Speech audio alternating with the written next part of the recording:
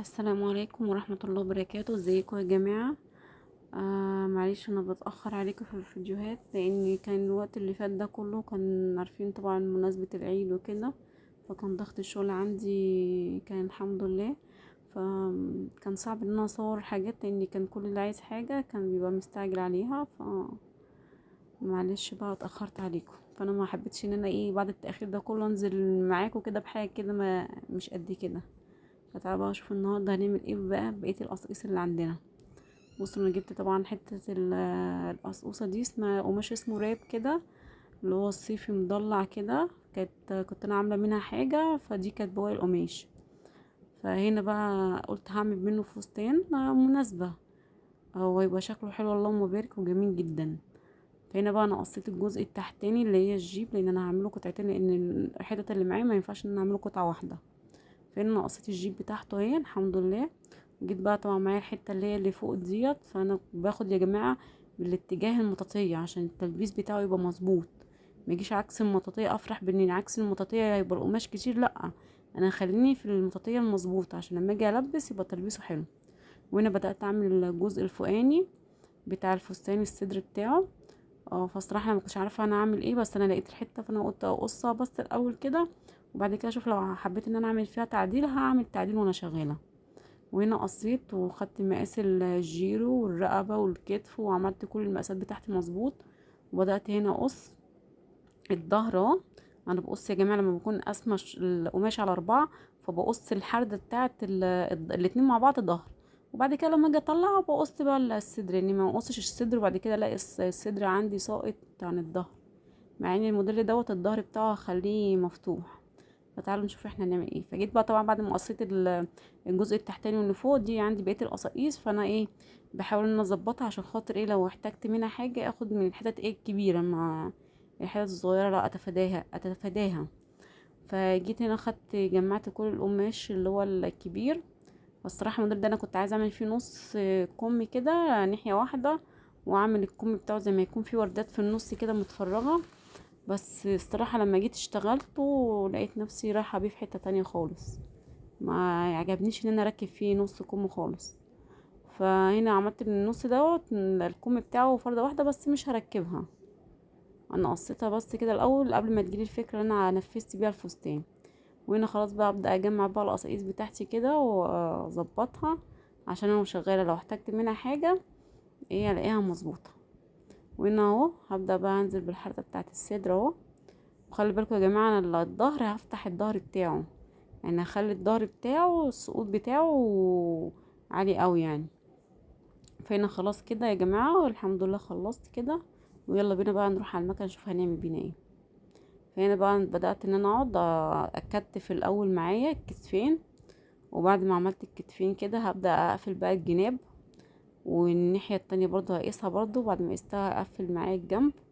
بعد كده اجيب بقى الجزء التحتاني. خلي بالكم يا جماعه الفستان ده سهل جدا جدا جدا جدا، يعني فوق ما تتخيلوا، يعني بسم الله ما شاء الله عليه ما خدش معايا وقت كتير على المكنه. بس هو بس حكايه التطريز والشغل بتاعه دوت اللي انا عملته هو ده بس اللي خد معايا وقت. بس بدات اقفل معايا الجناب كده، وابدا اجيب بقى معايا الجزء الفوقاني اهو.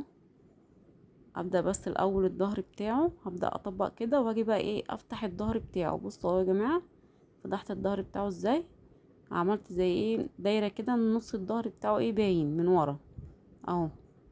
بس كده وابدا بقى اظبط معايا بس البتاع معايا القماشه عشان اعيد عليها خياطات. ولقيت ان الوسط بتاعه واسع شويه فانا بضيقه عشان لما اركبه في الجيب يبقوا الاتنين مظبوطين على بعض ومفيش حاجه فيها زيادات.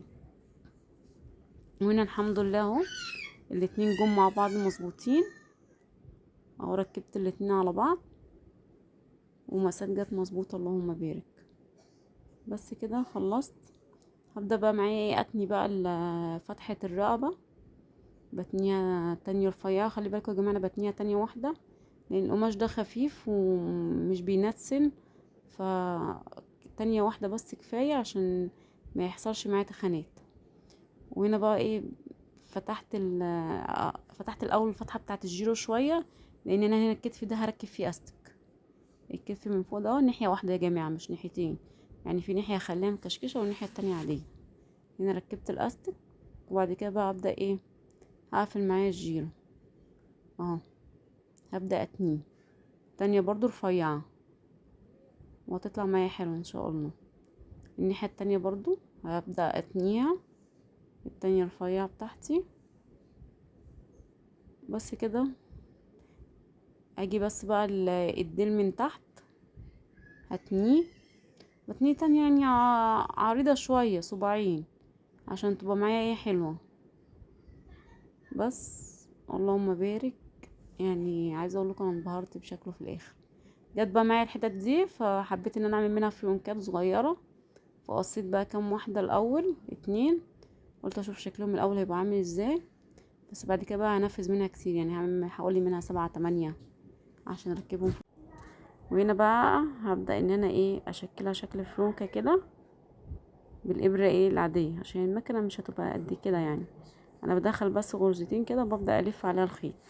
هنا بقى هبدا بقى ايه انفذ منها كذا واحده، ان شكلها حلو. وجات لي بقى الفكره ان انا ايه الشكل النهائي للفستان يبقى شكله عامل ازاي. فهنا بقى قعدت اقص بقى. خلي بالكم يا جماعه، انتوا بتشتغلوا وانتوا شغالين بقى بتبدا معاكم بتيجي الافكار. فهنا بدات بقى انفذ بقى هنا اهو. حطيت الفيونكه بعد ما حضرتها كلها، وهبدا بقى احط الخرز ده فيها، اللولي ده الصغير. لقيت الابيض شكله مش هيبقى حلو، فجبت اللي هو اللون الاوف وايت، اللي هو السكري الفاتح ده. فالصراحه يا جماعه الواحد بيبقى شغال مبيبقاش عارف الحته القماشه دي هتوديه لفين. فانا بشتغل معاكم زي ما تيجي الحته التفصيله بتاعتها فبقصها وبعملها. والتقفيل بيبقى زي ما انتوا بتتفاجئوا بيه انا برضو بتفاجئ بيه، يعني ما بكونش مرتبه افكاري قبل ما هصور ولا هعمل ايه اللي هيطلع معايا. وبصوا بقى هنا ده الشكل النهائي يا جماعه. اللهم بارك اللهم بارك اللهم بارك. بصوا شكله عامل ازاي. شوفوا بقى انتوا الفستان ده لو رحتوا بره اشتريتوه هتجيبوه بكام اصلا؟ يعني وحته بحبه قصاقيس اصلا ما كلفتنيش 50 جنيه. وكيس اللولي ده ب5 جنيه، يعني حاجات كده ملهاش اي لازمه. وبصوا في الاخر شكله طلع ازاي. ما تنسوش بقى تعملوا لايك واشتراك للقناه، وتسيبولي تعليق حلو كده من تعليقاتكم مع انكم باخلين عليا.